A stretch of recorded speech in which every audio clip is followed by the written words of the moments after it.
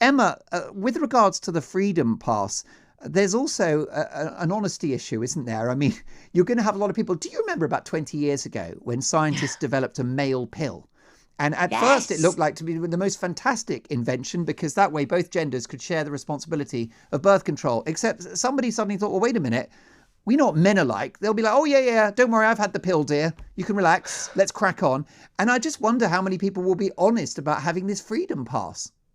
But I imagine that if it's digital, it'll be one of those things where it tracks where you are. And also you'll have to upload, I would imagine, your test results to evidence it. And the other side of this is, remember, You'll this probably is have an to get a tattoo, illness. by the way, or something. You might be branded. You have a big Could F you on your cheek. imagine? I think, nothing would surprise me these days. I'm not Or even going to what lie. about a Nothing would barcode surprise on me. your sleeve so that you could be zapped as you go into your local Weatherspoons? I mean, we're talking about this now, aren't we? But can you believe that we're actually talking about this? Somebody keeps saying, I get this quite a lot on my feed, that people say you're dangerous, you're going to kill people, which evidently isn't true at all. I'm very concerned about mental health and poverty. It's as simple as that. I think the cure is going to be far, worse than the actual disease itself. It is. We know it is. They've not done any modelling on exponential issues with poverty expanding, and that's just not in the UK. That's around the globe. They imagine that millions may die of famine because of the drop in the GDP. This is all out there, but people come to me and say, you're dangerous for saying that you're challenging the narrative. Now, that to me is dangerous when you can't challenge a narrative. That is where think tank falls apart, because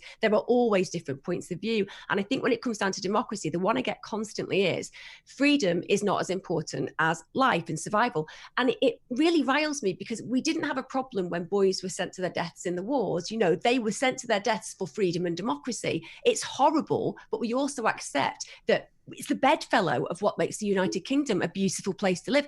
And I know that nothing's perfect. It's not a perfect country. We have problems, but I think the human race in the UK, we're one of the best nations. And I can't believe we're handing over our freedom. And the thing is, they've been controlling your body for a while. You can't have sex as a single person with other people because you've got to be in a committed relationship. Apparently, COVID has an issue with you being single and having sex. I believe so. Yeah, I think it does. I think that COVID is Catholic. I just double check. I speak as a Catholic myself. I believe it's very, very traditional family values.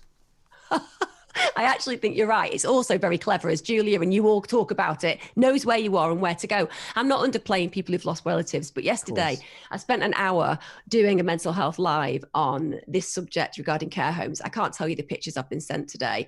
All these people degenerated who have been told that they are actually in a position where they're being protected, where they've actually been tortured. That's not against the care system. They're doing the best that they can. They're great workers. But the point is, we are torturing so many of us, both young people through social isolation and education being broken down, people who just don't have that experience of being able to be within a family because they don't have lots of people, they've no socialization, and the list goes on. And when you start talking about health passport, accepting the fact that you've got 2 negative tests, where does that lead? What's next? So what's next? You see, that's the thing. I wonder, Emma, I wonder whether we because we've shared similar views on this, but I wonder whether we actually, the likes of yourself and myself, can't have it both ways.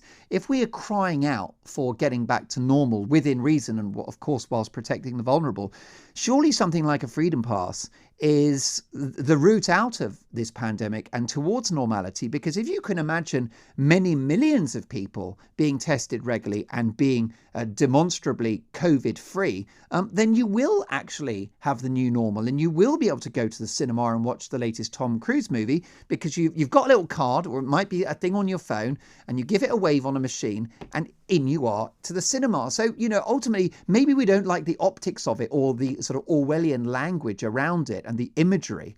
But ultimately, don't we want to get back to normal? Isn't this one step?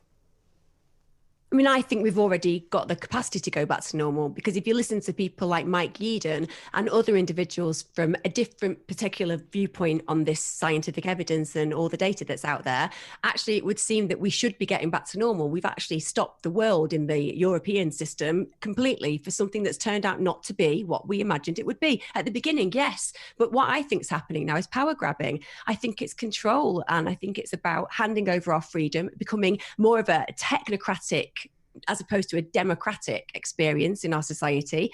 And I've not met one person, I promise you this, I ask everybody that I meet how they feel about it, and no one's happy with this idea. So I feel that when you look online, you have a very jaded perspective because you'll think, well, nobody's agreeing with me. But actually, there are whole programs where bots attack you online by going against the narrative. What we've got to start being is a bit more exploratory about the data because it's out there for everybody to see. And when we start talking about these health passports and then it moves on to like vaccines, as a person who's pro-vaccine, for example, I've had vaccinations and had my children have them. Do I want this one? No. So I don't want this, not because... Will you not take it? No, absolutely not. I've had COVID. I didn't even know I had COVID. Does that make you an anti-vaxxer? No, because I've had COVID and I didn't get sick from it. And I've got antibodies, which I think might, obviously the research that's come out recently says you could have it for 17 years. I'd be quite happy in 17 years, I'll be honest with you, to look at what's happened with that particular vaccine. And if I'm happy with what I see, I don't have an issue with that at all. My problem is when I was talking to a public health expert 2 days ago from the States, he was saying that the problem you've got is that children are not going to be damaged by COVID. We know that. So we know that because we've got the evidence that's not going to happen. But actually, vaccines, very rarely, but they do cause some injuries at times, rarely, and also not always severe, just some. So therefore, you would actually go and do something that was more damaging to a young person than was required. So I think that that's balance, isn't it? And I think that most people who are worried about this will go and take the vaccine. And I applaud them if that's what they want to do. I just want a bit of time. That's all. 3, 4, 5, 6 years. Let me look at the impacts and let me see whether I feel that I need it at some point. And I'll wait, not because I'm against anything. And I think that term that you've just used, anti-vax, has been weaponized. It's been weaponized towards people because it's a way of shutting you down. They use words like dangerous, but it's not dangerous to have an opinion. As I said, my children did have vaccinations. Do I feel angry that my mother didn't vaccinate me as a child? No, I really don't. At the end of the day, I did get measles and I did get mumps. That could have been problematic. Emma, it wasn't for me. Emma, rapid fire. 30 seconds if you can. You're a professional broadcaster. I know you can do it. Let's do it. You're far less wordy than I am. 2 things. Would you accept a freedom pass? Will you have one? I would be staying in without a doubt because I don't feel that the government has a right to own my body.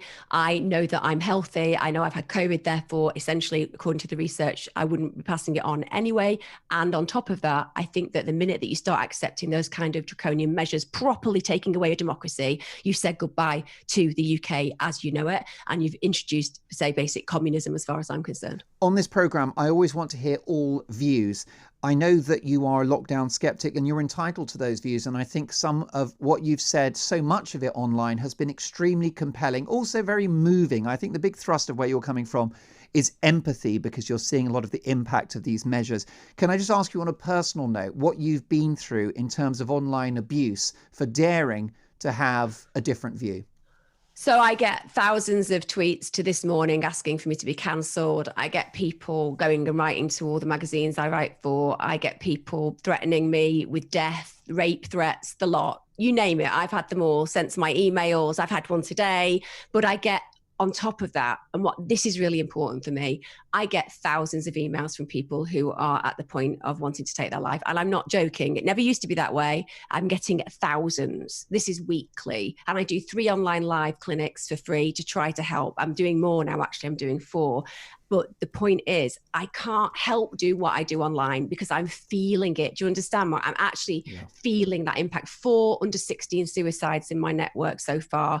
One of them was 12. What can I do apart from speak out and shout about these people who are marginalised? My empathy will always be with the poor and marginalised. And you can come at me, do it all day. I've got broad shoulders and I'm resilient as hell. I'll just get louder.